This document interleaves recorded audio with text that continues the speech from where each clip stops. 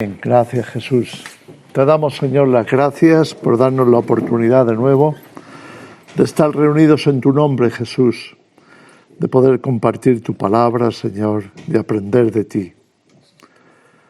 Danos, Señor, capacidad para recibir y pon de tu sabiduría en nosotros para poder comprender tu palabra. En el nombre de Jesús. Amén, amén. Vamos a ir al libro de Daniel.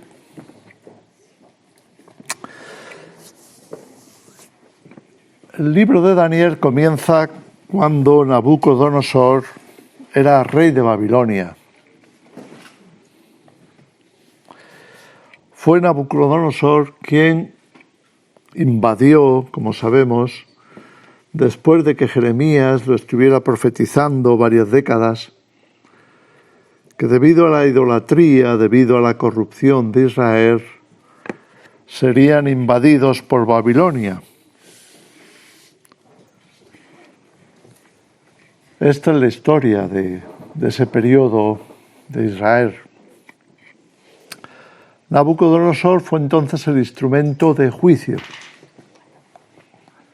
Los juicios de Dios a veces son inesperados, pero otras veces son anunciados. A Dios le gusta anunciar las cosas. Por una parte, para que el pueblo entienda o entendamos el por qué ocurren, que no es un capricho. Nos dice la Escritura que los juicios o la maldición no vienen sin causa. Entonces tenemos que prestar atención porque Dios no permite o hace las cosas por hacerlas. Sabemos que el mal existe y sabemos que si estuviera haciendo lo que quiere, pues las cosas nos irían mucho peor. Pero Dios está al control.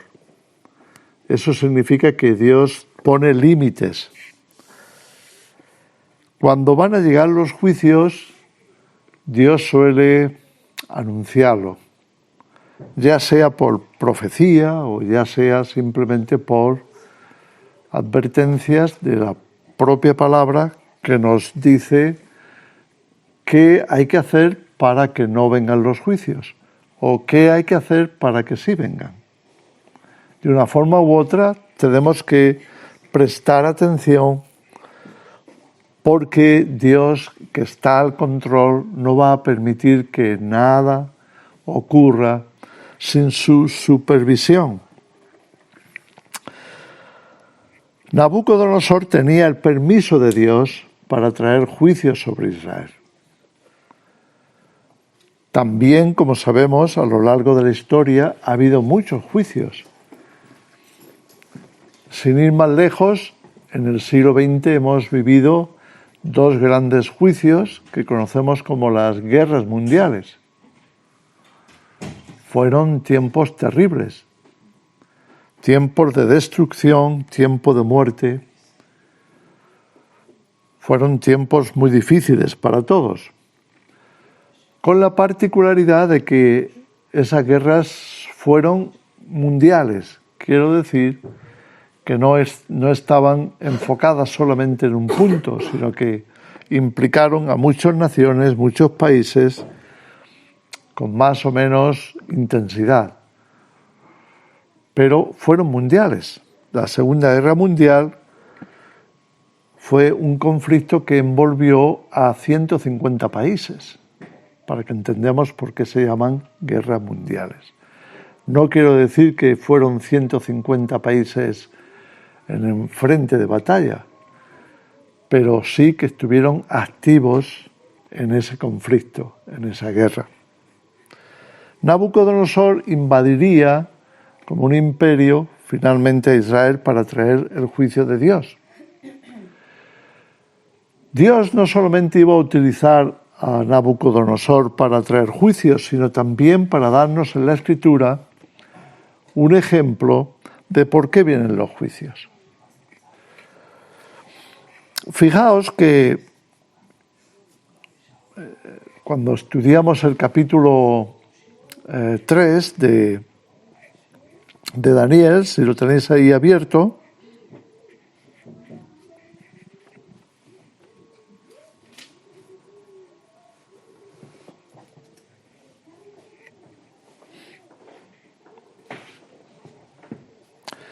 encontramos que Nabucodonosor va a ser un ejemplo, una figura, vamos a llamarle así, profética del anticristo. Va a levantar una estatua o va a erigir una estatua de oro que representara al imperio, que representara al reino, al sistema babilónico. Y esa estatua iba a ser puesta para que todos le adoraran. Eso nos conecta con las profecías finales, como también se haría una imagen a la bestia para que esa imagen hablase e hiciese matar a todo el que no la adorase. Si os fijáis, hay muchos paralelos con la imagen de Daniel que él había construido, que le había mandado a construir, sin duda representándole a su sistema, representando al poderío, al imperio babilónico. El imperio del último gobierno mundial también tendrá su imagen, su estatua o lo que sea, la imagen que todos tendrán que inclinarse ante ella y adorarla. En los tiempos de Babilonia, los tiempos del Antiguo Testamento, las imágenes y todo lo que tiene que ver con el gobierno, pues es una escala que hoy nos resultaría muy sencilla en comparación con la tremenda complejidad en la que vivimos hoy, con la tecnología, con los medios de comunicación, con los transportes, con todo lo que es nuestra cultura, nuestra civilización, que es mucho más vasta, más compleja que lo eran las antiguas culturas, las antiguas civilizaciones. También hemos vivido un cambio sustancial en Cristo, de manera que dividimos la historia en antes de Cristo, después de Cristo. Y Dios ha querido que sea así porque efectivamente Jesús marca la gran diferencia en la historia. El apóstol Pablo estaba diciendo en Gálatas que la humanidad había vivido su infancia. Esa infancia llegó hasta Cristo. A partir de Cristo, Dios considera que la humanidad ya no puede ser considerada como infancia. Ahora tiene que asumir responsabilidades. Es por eso que el Evangelio es predicado a partir de entonces. Jesús va a hacer una obra que pueda ser comprendida por el ser humano, por toda la tierra, por todos los humanos, y asuman responsabilidad con respecto a esa obra de Dios. Estamos hablando de el sacrificio de Cristo en la cruz, la redención, que hasta entonces la humanidad no estaba preparada para poderlo ver, poderlo entender. Pero, de acuerdo con lo que Pablo explica a los Gálatas, llegó el tiempo de madurez. Y al llegar el tiempo de madurez, Dios podía traer una mayor revelación. Con esa revelación también viene una mayor responsabilidad. Entendemos el proceso, ¿no? Sin embargo, en el Antiguo Testamento, las cosas todavía eran sencillas, de la misma manera que a un niño no le das cosas muy complicadas a resolver, ni le vas a exigir demasiado, porque entiendes que está en otro nivel, que no ha llegado al punto de asumir una responsabilidad por su vida. Por tanto, no puede dar una tampoco puede dar cuentas de lo que decida hasta cierto punto, ¿verdad?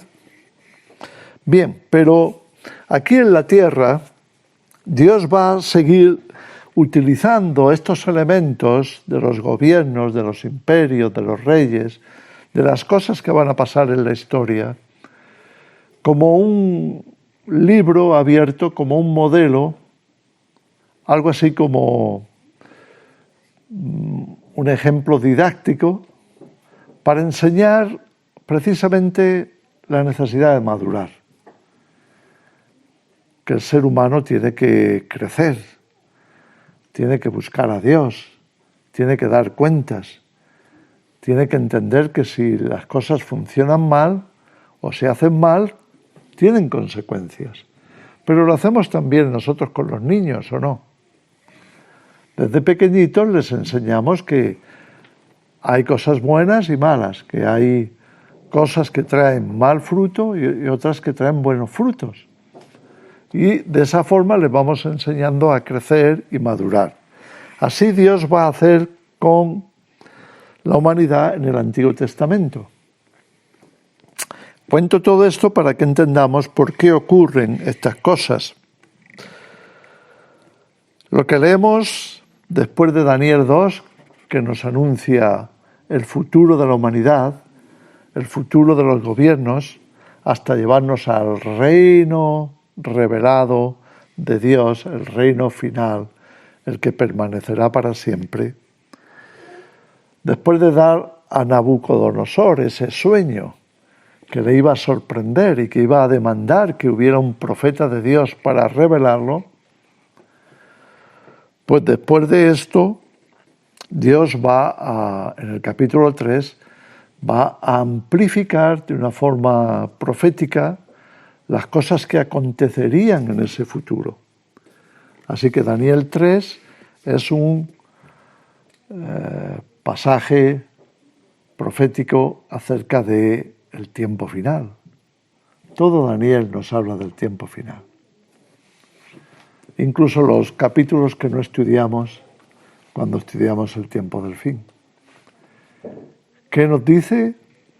Pues nos dice que en los tiempos finales se levantará una imagen del sistema babilónico, del sistema mundano, del sistema satánico, que forzará a todos a adorarlo. Ya sabéis que cuando en la Biblia se habla de adoración, la palabra que se utiliza es la palabra obediencia. La adoración no se concibe como algo pasivo, porque muchas veces cuando hablamos nosotros de adoración, pues hablamos de estar en una actitud muy estática, centrados en Dios, levantando nuestras manos o inclinándonos delante de su presencia, todas estas cosas que las conectamos con la adoración, ¿verdad? Y esto se conecta con la estatua. Cuando se ordenaba el toque de los instrumentos de adoración, todos tenían que inclinarse. Esto es un ejemplo. Pero esa inclinación no significa que en el tiempo final, cuando se levante la imagen del sistema, tengamos también que inclinarnos. No va a ser una estatua puesta en un lugar muy público para que todo el mundo se arrodille o se incline en adoración a esa estatua. Hay lugares donde se adoran a los gobernantes, se adoran a ciertos personajes, ¿verdad? Y entonces la gente se inclina, les traen ofrendas y hacen alguna forma de adoración. Pero en este tiempo final, todas aquellas imágenes sencillas de lo que significaba adorar a una estatua son un poco más complejos. Ahora no se trata tanto de inclinarse como de adorar, sujetarse comprometerse. Podemos usar muchas palabras. Lo que trae el gobierno final del anticristo es adoración de obediencia. Eso es por lo que en el capítulo 13 leemos cosas tan fuertes. Y cuando se habla de la imagen, nos dice que todos estarán obligados a adorarla. En otras palabras, a obedecerla. Y si no lo obedeces, pues estarás condenado a morir. Es lo mismo que encontramos en el capítulo 3. Y encontramos también no solo la imagen, sino encontramos también al remanente. Porque vemos que muchos se inclinan ante la estatua. Dice que todos se inclinaban ante la estatua. Cuando sonaban los instrumentos de adoración a la estatua, pues todos se echaban en una actitud de adoración. Todos menos 3. ¿Y quién eran aquellos 3? Pues eran creyentes en el único Dios verdadero. También cuando vemos la actividad del anticristo en el capítulo 11 del libro de Daniel, nos está hablando de que en plena actividad del anticristo habrá un remanente. Está en el versículo 32, cuando nos dice: mas el pueblo que conoce a su Dios se esforzará y actuará. No se esforzará y actuará para obedecer al gobierno del anticristo. Se esforzará y actuará para obedecer a Dios. Porque vamos a tener que escoger a quién vamos a adorar, a quién vamos a obedecer. ¿Vamos a obedecer al sistema o vamos a obedecer a Dios? Por eso en estos momentos tan delicados de la historia, cuando nos estamos acercando al final, tenemos que hilar muy fino. No sea que nos confundamos. Porque aunque la palabra de Dios nos diga que tengamos que obedecer a las autoridades, tenemos que pararnos un momento, no sea que por querer cumplir ese cometido de casi adorar, obedecer, ¿verdad? Obedecer a las autoridades, acabemos yendo contra Dios. Entonces, todas estas cosas que aparecen en el capítulo 3 nos están hablando del tiempo final. El último gobierno mundial también tendrá una imagen, el último gobierno mundial también exigirá adoración y en el último gobierno mundial también habrá un remanente fiel. ¿Eres tú el remanente fiel? ¿Estarás tú dispuesto a resistir la presión social, viendo que todo el mundo se inclina, que todo el mundo obedece, que todas las autoridades se inclinan y obedecen, que todo el mundo está haciendo lo que se le dice, lo que se le manda, desde la autoridad máxima del mundo, del imperio? No va a ser fácil ver que todos lo hacen menos tú, menos yo, menos el remanente. Pero ves, estas cosas están escritas para ayudarnos a entender que nos puede pasar a nosotros. ¿Nos puede pasar o no? Yo creo que sí. Yo creo que nos está pasando. Y tenemos que tener mucho cuidado, no sea que nos equivoquemos ante quién nos inclinamos, a quién vamos a obedecer, a quién vamos a adorar. Luego en el capítulo 4, vamos a dar un saltito ahí hasta este capítulo, vamos a leer algo interesante, que es el testimonio de Nabucodonosor. ¿El testimonio de qué? De cómo los juicios de Dios te alcanzan. ¿Y cuándo vienen los juicios de Dios? Vienen cuando los transgresores llegan al colmo. Daniel también lo iba a dejar eso escrito en el capítulo 8. Los transgresores, que podemos ser todos nosotros, tenemos que tener mucho cuidado. Porque si nos alejamos de Dios hasta un punto en el que ya difícilmente podremos corregir, entonces los juicios de Dios vendrán. El apóstol Pedro había escrito en su primera carta, en el capítulo 4, que el juicio comienza por la casa de Dios. ¿Qué significa eso?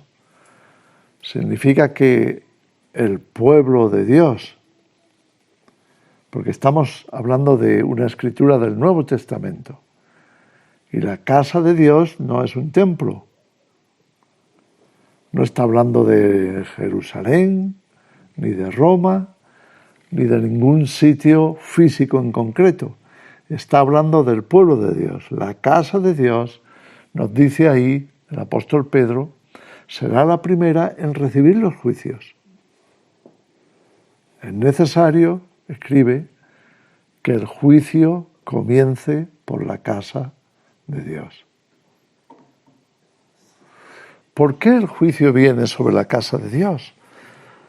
¿No será que nos pasará como a Israel, que nos alejamos con facilidad de la obediencia a Dios y podemos adorarle con nuestros labios, pero nuestra vida va por otro lado? ¿Podría pasarnos que tenemos una apariencia de que somos muy creyentes y de que estamos sujetos a Dios, pero solamente cuando estamos juntos y tenemos una actitud estática de adoración, pero cuando llega la vida real y hay que demostrar la actitud activa, no es a Dios a quien adoramos? ¿Estamos adorando al mundo? ¿A quién adoramos? ¿A la imagen de Nabucodonosor? ¿Al sistema? ¿A quién adoramos? ¿A quién obedecemos? ¿Ante quién nos inclinamos? ¿A quién ponemos primero? Parece ser que la Iglesia, en el tiempo final, tal y como leemos en Apocalipsis 2 y 3, se desviaría mucho para alejarse de Dios y adorar a otros dioses.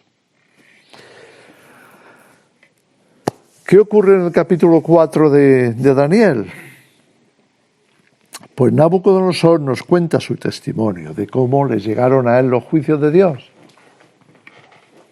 Conviene que yo declare las señales y milagros que el Dios Altísimo ha hecho conmigo.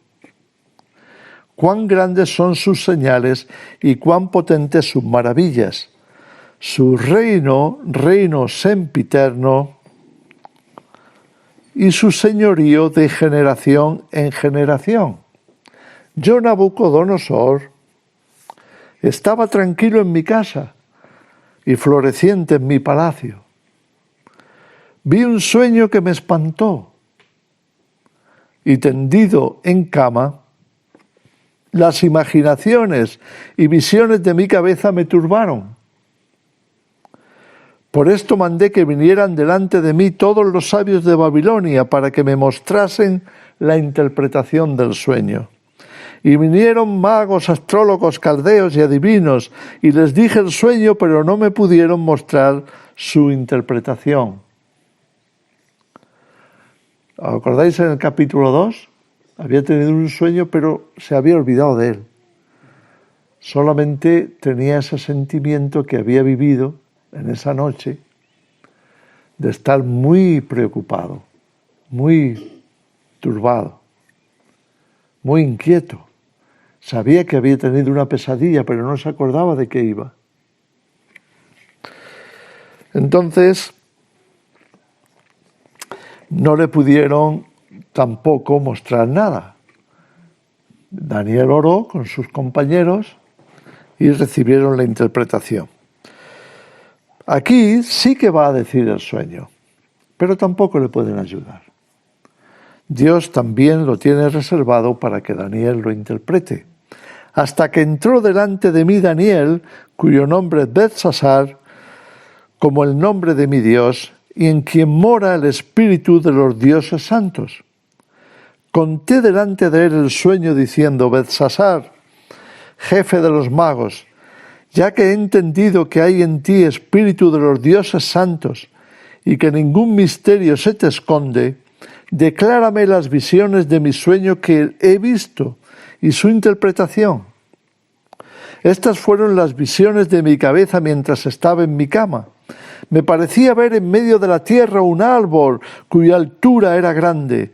Crecía este árbol y se hacía fuerte y su copa llegaba hasta el cielo y se le alcanzaba a ver desde todos los confines de la tierra. Su follaje era hermoso y su fruto abundante y había en él alimento para todos. Debajo de él se ponían a la sombra las bestias del campo y en sus ramas hacían moradas las aves del cielo y se mantenía de él toda carne. Si nos fijamos un poco, estamos viendo que lo que Nabucodonosor está soñando es algo muy significativo, muy representativo. Es algo global. Hoy lo llamaríamos global, por la sencilla razón de que abarca a todas las naciones, de que se ve desde todas partes, alcanza a todo lugar. Y es más, está hablando de un gobierno mundial, porque nos dice que todos dependían de él, todos se beneficiaban de él. Vi en las visiones de mi cabeza mientras estaba en mi cama, y aquí un vigilante y santo descendía del cielo,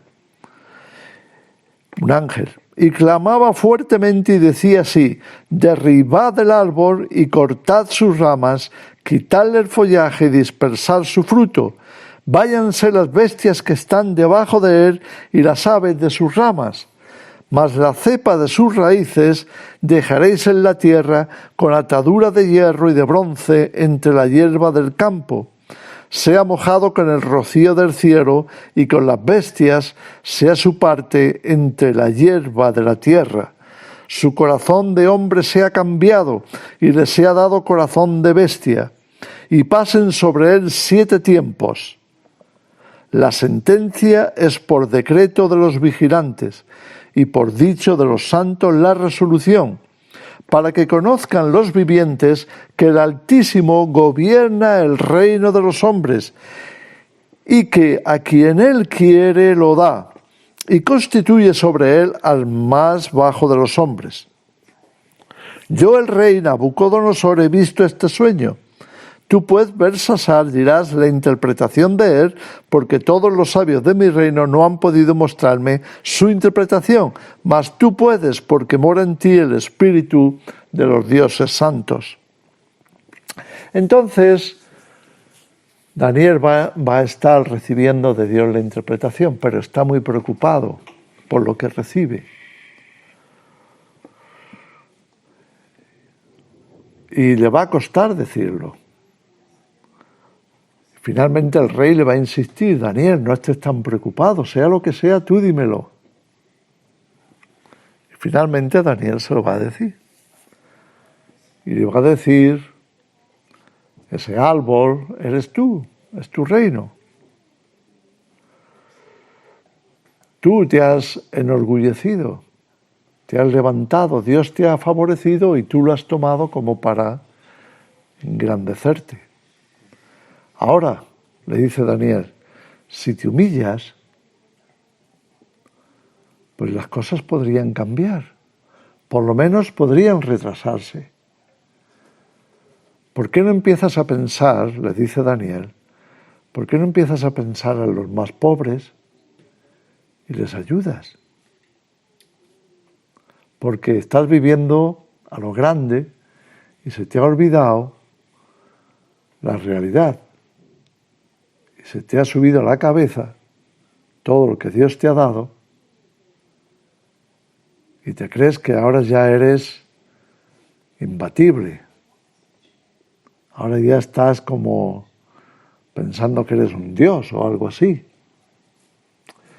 Y digo estas cosas porque esto muchas veces a lo largo de la historia ha sido la causa de los juicios de Dios sobre reyes y reinos, sobre imperios. Ha habido muchos imperios en la historia, ¿verdad? Y todos han caído. Y todos han tenido su tiempo de esplendor. Pero también se lo han buscado por el orgullo, por la soberbia, por creerse que lo pueden todo, que tienen al mundo bajo sus pies. Se están poniendo como si fueran Dios. Y eso también será el pecado final del anticristo. Se sentará en el templo de Dios como si fuese Dios, demandando obediencia, demandando que Él es el que tiene el control, no Dios, sino Él. Y hablará palabras contra el Altísimo y perseguirá a los creyentes. Y pensará que puede salirse con la suya, que puede hacer todo lo que se le viene en gana. Todos sus pensamientos se pueden cumplir porque tiene tanto poder, tiene tanto que nada se le resiste. Pero aquí vemos cómo los juicios de Dios se acercan cada vez que el género humano o alguno de sus reyes o emperadores ha llegado a ese punto. Y esto es lo que vamos a ver aquí. Así que el consejo de Daniel es: humíllate. Y seguramente Nabucodonosor, más o menos a regañadientes, haría algún intento. Le dice: oye, pues me voy a olvidar de tanto palacio y tanto poderío y tanta historia y emplear eso para hacer algo por los débiles, por los pobres, por los que están más necesitados. Ahora, ¿qué pasó? El tiempo pasa y el tiempo nos prueba a todos, ¿verdad? ¿No nos hemos hecho alguna vez un propósito de que vamos a actuar de esta manera y que ya hemos aprendido la lección y vamos a, ¿verdad?, a andar de otra forma? Pero pasa el tiempo y nos prueba. Y entonces viene el tentador y nos pone a prueba. Y eso le pasó a Nabucodonosor.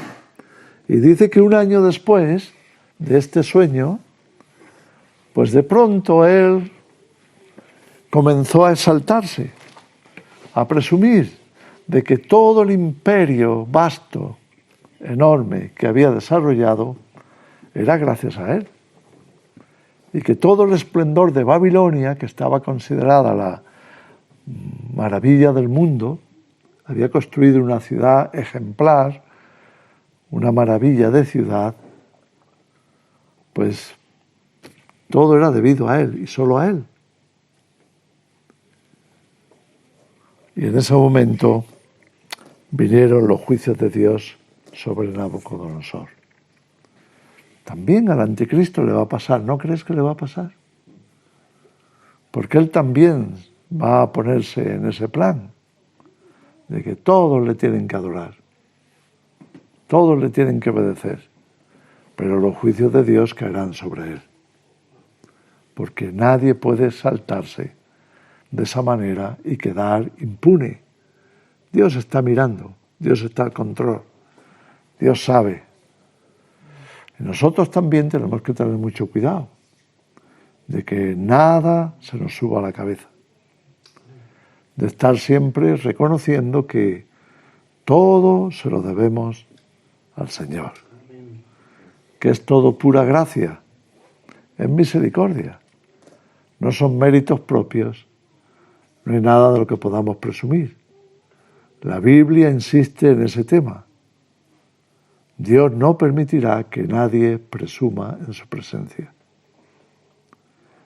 que nadie se enorgullezca delante de Él. Así que esto es lo que pasó. Ahora, es curioso lo que le va a pasar a Nabucodonosor, porque la sentencia era para 7 años. Y durante 7 años va a sufrir una tribulación, Nabucodonosor. Y también la tierra sufrirá tribulación. ¿Por qué? Por el orgullo de Babilonia. También hay una sentencia para el tiempo final sobre Babilonia, ¿o no? En Apocalipsis 17, 18, pero ya anunciada en el capítulo 14. Ha caído Babilonia, nos dice. Y en el capítulo 18 llama al remanente, dice: pueblo mío, salid de Babilonia para que no recibáis parte de sus plagas, porque los juicios de Dios vienen sobre ella. Que no quedéis atrapados en medio de sus juicios, salir rápido de ahí. Así que en el tiempo final, cuando Dios derrama sus juicios, también abre una puerta, llama a su iglesia a salir, para que no recibamos o no tengamos parte en ese juicio, en esas plagas. Y aquí tenemos algo muy interesante también, y es que Dios va a hacer con Nabucodonosor algo que a la humanidad últimamente parece encantarle: cambiar el ADN. ¿Qué manía hay hoy de cambiar el ADN de las personas? ¿Piensan que es para que vamos a ser mejor? ¿Vamos a hacerlo mejor que Dios? Y Dios le va a cambiar el ADN a Nabucodonosor y lo va a empezar a transformar en una bestia. Y le van a salir plumas, y le van a crecer garras, y va a caminar sobre 4 patas, y va a comer hierba.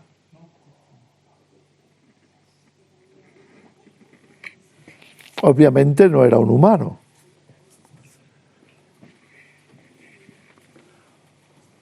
¿Qué le estaba pasando a Nabucodonosor? ¿No será que los cacareados cambios del ADN puedan ser un juicio de Dios sobre una humanidad ensoberbecida? ¿Que no adora a Dios? ¿Que no tiene en cuenta a Dios? ¿Que se levanta sobre Dios?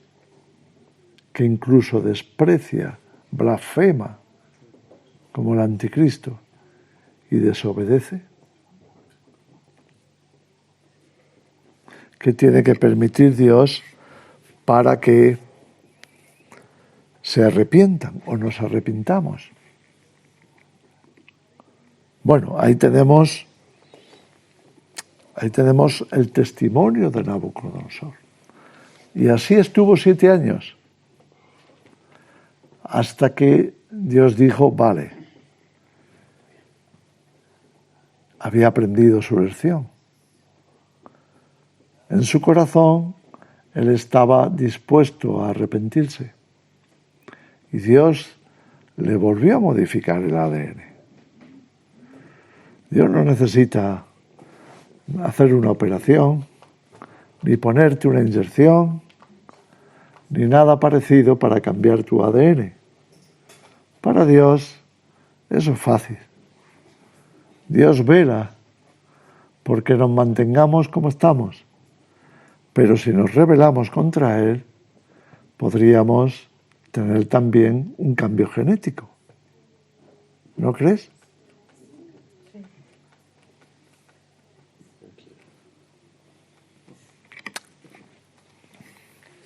Seamos humildes delante de Dios todo el tiempo.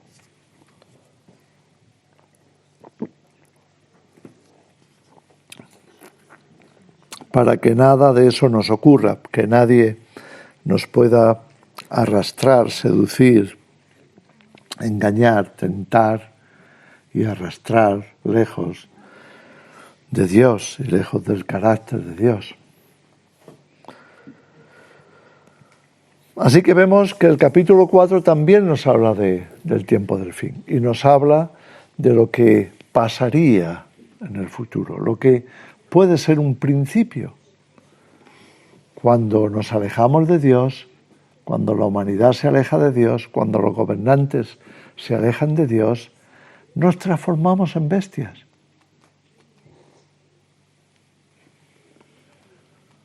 Nos podemos transformar en bestias. ¿Cómo se le llama al anticristo y a su sistema en Apocalipsis? La bestia. Y a su imagen, la imagen de la bestia. Y a su marca, la marca de la bestia.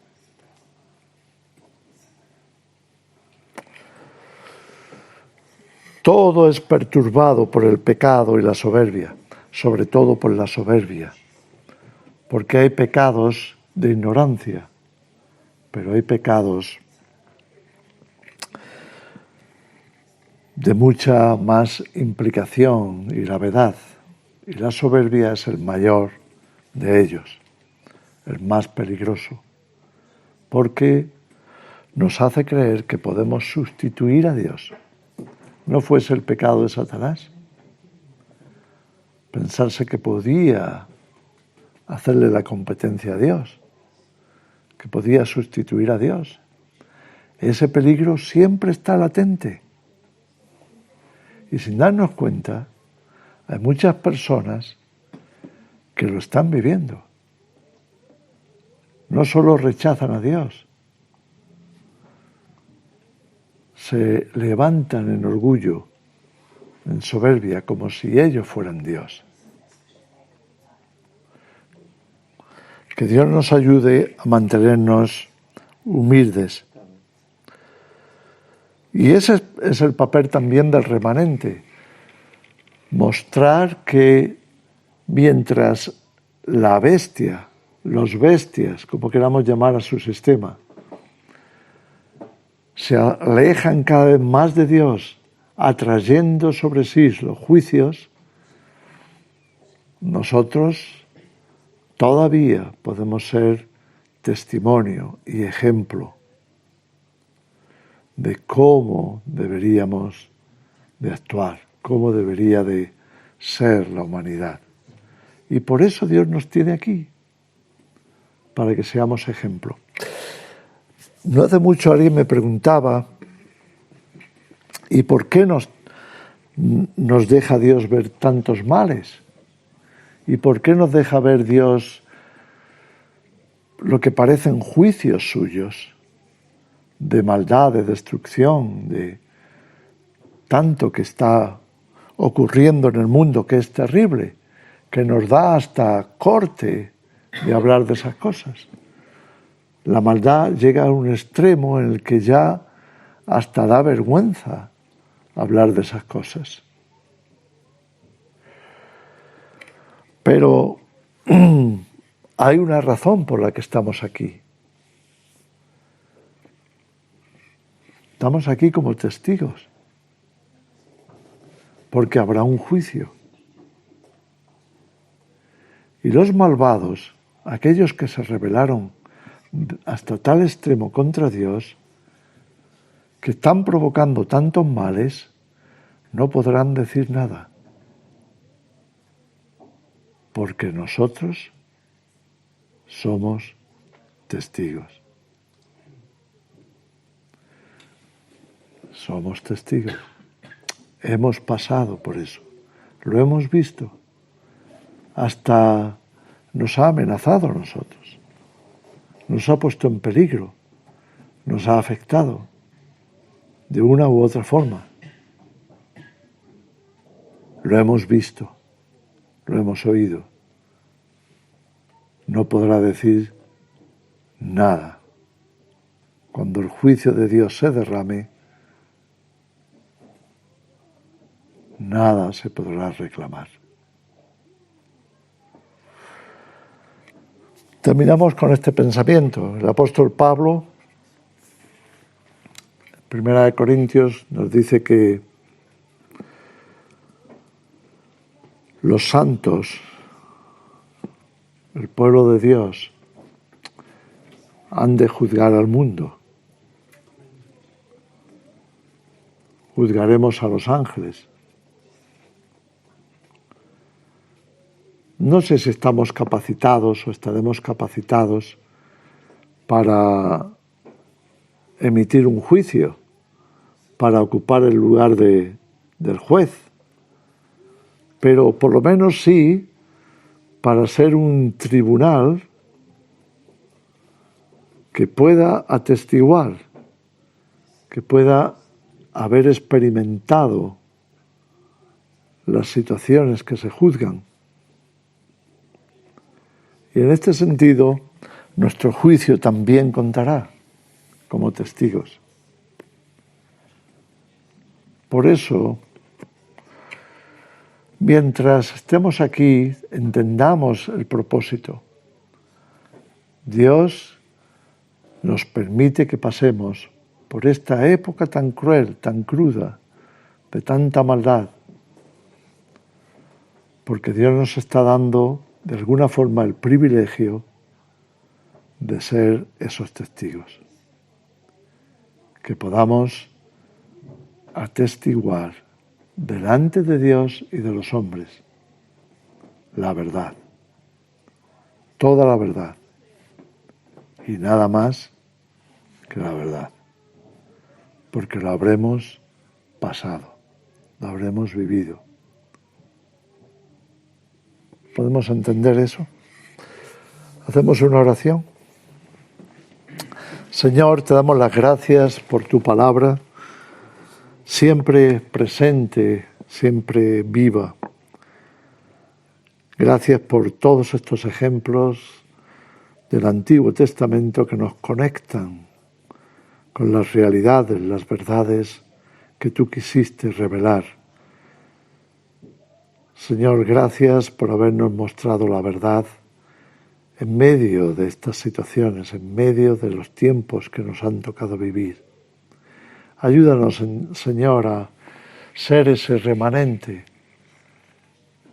que te obedece a ti, que se mantiene en pie firmes, que no se inclina ni obedece al anticristo, a sus gobernantes, a Babilonia, al sistema, sino que nos mantenemos obedientes a ti. Danos, Señor, la gracia, el compromiso firme contigo, Señor, y con la verdad, para no importa si el mundo entero se inclina, no importa si todos se someten al anticristo, el pueblo que conoce a su Dios se esforzará y actuará para servirte a ti, Señor, para honrarte a ti hasta el final. En el nombre de Jesús. Amén, amén. Dios os bendiga.